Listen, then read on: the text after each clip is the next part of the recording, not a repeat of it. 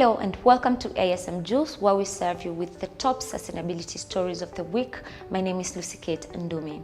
The Ethiopian parliament this week approved a loan agreement of $136 million with Danida for a solar wind farm project of 100 megawatts. According to the press statement issued by the Danish embassy in Addis Ababa, the farm is expected to generate 330,000 kilowatts-hour annually and supply power to over 3 million people. With 29 wind turbines, the project will harness a part of Ethiopia's enormous wind potential.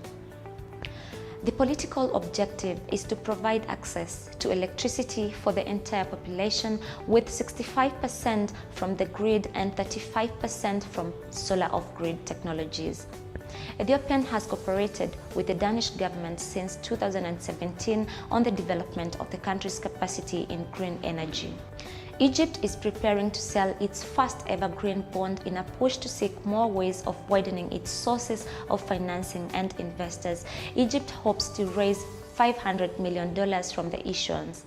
According to the Ministry of Finance, Egypt has a range of green projects estimated at about $1.9 million, among them population reduction, renewable energy, clean transportation, and sustainable water management.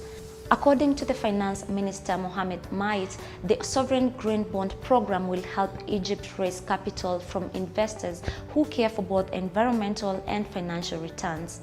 Green bonds is one of the financing options available to private firms and public entities to support climate and environmental investments, and the issuance will be the first such one in Middle East and North Africa.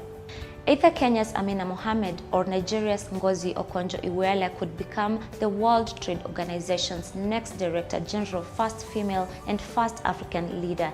The two have pledged green reforms in the World Trade Organization's trade rules in their written candidate statements. According to analysts from the Center for Strategic and International Studies, many nations, particularly in Africa and the EU, are expected to support both candidates. To halt the destruction of plants and animals and restore nature, the world needs to mobilize an additional $600 to $824 billion a year. This is according to recent analysis by the Nature Conservancy, the Paulson Institute, and the Cornell Atkinson Center for Sustainability.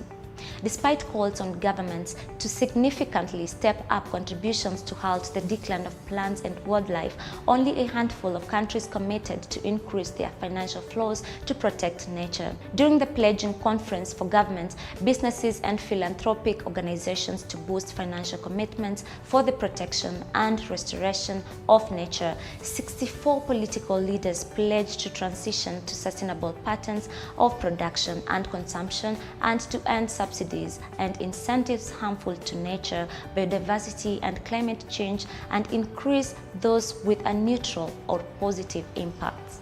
Botanic Treasures, a health and wellness company dealing with value addition of specialty foods, sealed a finance agreement contract for the production and processing of moringa with Kenya Climate Innovation Center. The company began officially in 2012. We came across KCIC. We felt it was the perfect partner for us.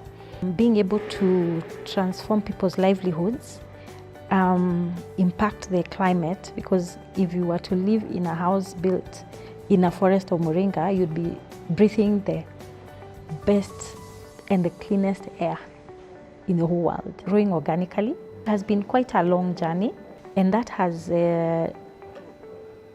made our entry into the market very slow. We've also been working on the organic certification, because as much as we are growing the local industry at an organic pace, there's a huge international market for organic bulk sales. So that will create more product awareness, and now the brand will begin to grow.